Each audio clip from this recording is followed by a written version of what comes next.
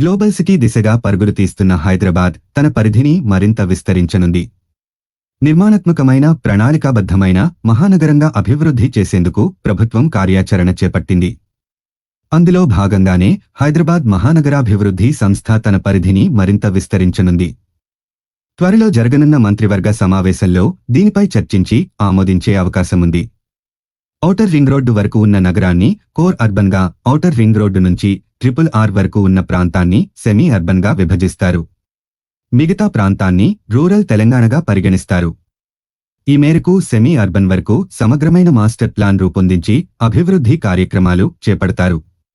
దీంతో outer ring road వరకు సుమారు 2000 చదరపు కిలోమీటర్లు జీహెచ్ఎంసీ పరిధిలోకి రానుంది. ఔటర్ నుంచి RRRకు వెలుపల మరో 5 కిలోమీటర్ల వరకు హెచ్ఎండిఏ పరిధి పెరగనుంది. ప్రస్తుతం 7 జిల్లాలు 7257 చదరపు కిలోమీటర్లు ఉన్న హెచ్ఎండిఏ పరిధి 11,000 చదరపు కిలోమీటర్ల నుంచి 12,000 చదరపు కిలోమీటర్ల వరకు విస్తరించనున్నట్టు అంచనా. ఇప్పుడు 70 మండలాలు, 1,000 గ్రామ పంచాయతీలు, 8 కార్పొరేషన్లు, మరో 38కి పైగా మున్సిపాలిటీలు హెచ్ఎండిఏ పరిధిలో ఉన్నాయి.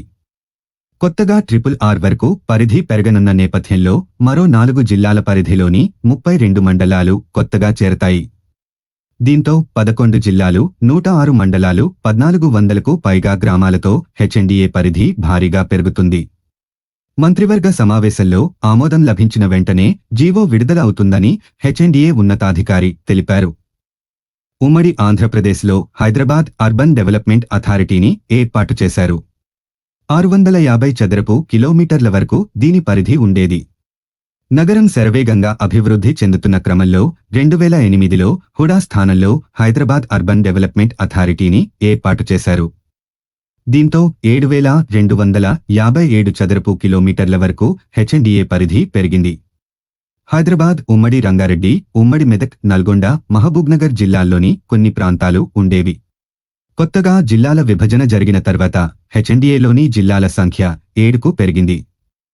ప్రస్తుతం 11 జిల్లాలకు దీని పరిధిని పెంచేందుకు ప్రభుత్వం సన్నాహాలు చేస్తోంది.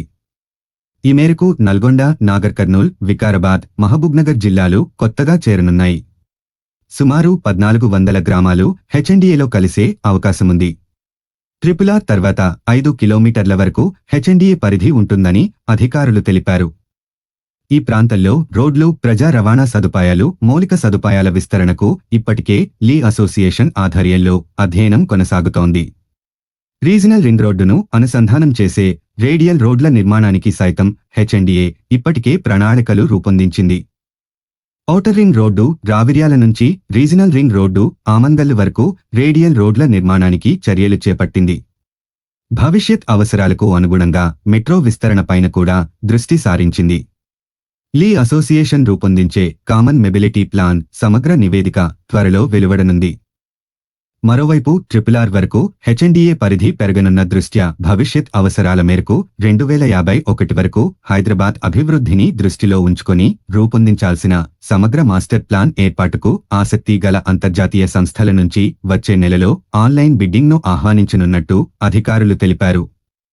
ఇప్పుడు ఉన్న 5 మాస్టర్ ప్లాన్లను విలీనం చేసి ఒకే మాస్టర్ ప్లాన్గా అభివృద్ధి చేస్తారు. ప్రభుత్వం ఎంతో ప్రతిష్టాత్మకంగా భావిస్తున్న 4th సిటీ అభివృద్ధికి స్పెషల్ అథారిటీని ఏర్పాటు చేసేందుకు సైతం చర్యలు చేపట్టింది. ఈ మేరకు గత నెలలోనే జీవో వెలువడింది. రాజీవ్ గాంధీ అంతర్జాతీయ విమానాశ్రయం, శంషాబాద్ చుట్టుపక్కల ప్రాంతాలు శరవేగంగా అభివృద్ధి చెందుతున్నాయి. కొత్తగా స్కిల్ యూనివర్సిటీతో పాటు విద్యాసంస్థలకు, పారిశ్రామిక రంగానికి ఈ ప్రాంతం హబ్గా మారనుంది. ఈ క్రమంలో 4th సిటీ పరిధిలోకి వచ్చే 56 రెవెన్యూ గ్రామాలను అభివృద్ధి చేస్తారు.